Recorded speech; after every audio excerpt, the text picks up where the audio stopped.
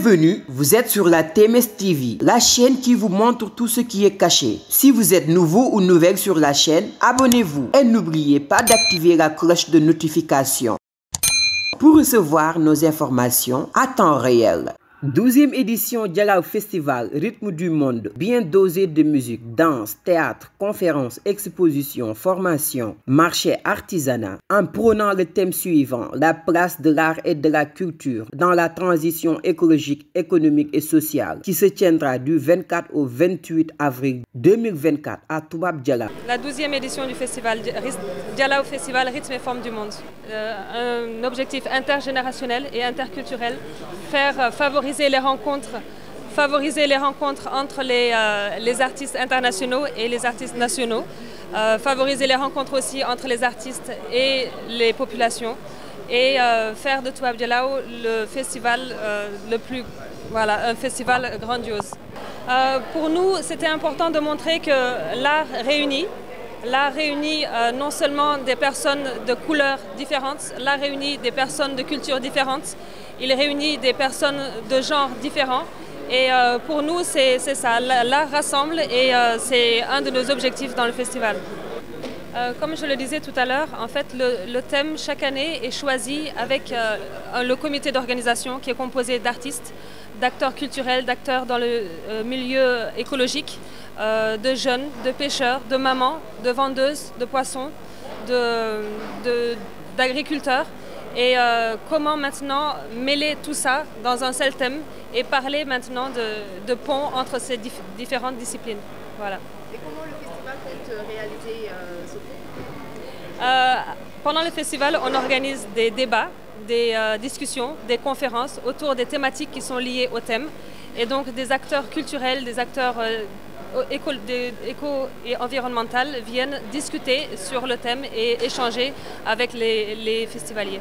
Je suis Sayouba Sigé, co-directeur du Dialaw Festival Rythme et Forme du Monde. Du coup, on parle d'innovation cette année. Qu'est-ce qui change? C'est la première fois qu'on va réussir à faire les spectacles dans des concessions. L'année passée, c'était parmi nos objectifs, on n'a pas pu le faire, mais cette année, on sera au niveau des cours familiaux. Du coup, ça, c'est une première innovation. Et deuxième chose, on a encore plus de participation des acteurs et des habitants de Toubab Dialaw. Et ça, l'année passée, on avait à peu près une centaine de bénévoles, de participants qui ont été là en amont pendant le festival avec nous. Et cette année, on a 2 fois plus. Et on a presque trop de bénévoles. Tout le monde veut mettre la main à la pâte, tout le monde veut organiser, tout le monde veut accueillir, tout le monde veut loger, tout le monde veut faire à manger. Et ça, c'est inédit.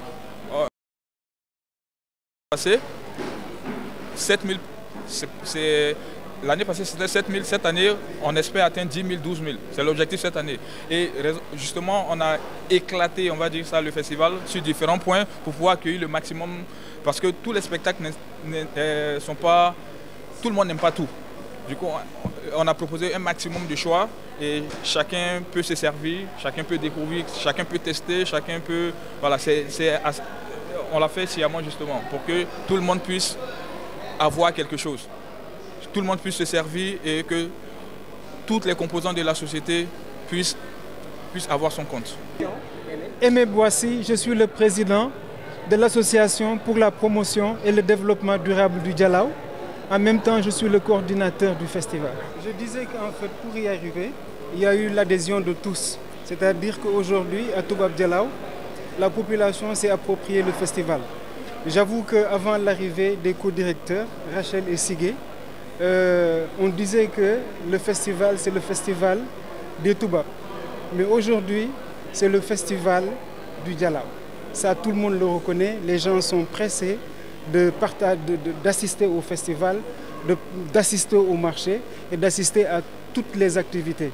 Et je suis sûr et certain que ceux qui vont se déplacer, qui iront à la plage de Toubab Dialaw, dans les prochains jours, ils seront satisfaits. Je m'appelle Finei Ajnelucci et ici Enrico de Micel, un artiste de Brésil aussi. Et nous voulons dire que pour nous c'est un très grand plaisir de pouvoir partager notre musique avec la musique qui se fait ici au Sénégal. nous venons du Brésil, de l'Amazonie, au nord du Brésil, qui fait la frontière avec la Guyane française.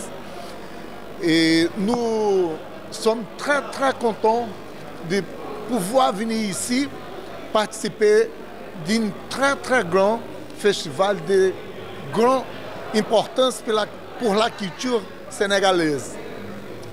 Fala que a arte, o festival é uma forma de resistência, de união dos povos, uma forma de resistência da cultura de um povo. O festival é uma forma de resistência da cultura de um povo. Je dis que le festival c'est une forme de résistance de la culture d'une gens, c'est ça. Fazer com que a vida das pessoas, as pessoas se sintam com uma qualidade de vida melhor. La culture fait que la qualité de vie, la vie de la personne, c'est bien, c'est mieux. Então, para nós é muito importante estar aqui presente nesse momento aqui no Senegal, dentro desse festival, do Djilao Festival. Oui. Elle dit que c'est très important pour nous participer avec et partager l'art avec la culture sénégalaise. Et nous créons maintenant une pont culturel de Brésil avec Sénégal. C'est ça. Pour nous, c'est un grand plaisir. Et nous invitons-vous pour aller voir le festival Rythme et Forme du Monde.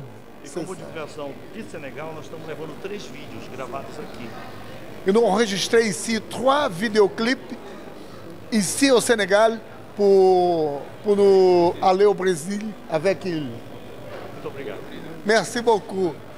Bienvenue, vous êtes sur la TMS TV, la chaîne qui vous montre tout ce qui est caché. Si vous êtes nouveau ou nouvelle sur la chaîne, abonnez-vous et n'oubliez pas d'activer la cloche de notification pour recevoir nos informations à temps réel.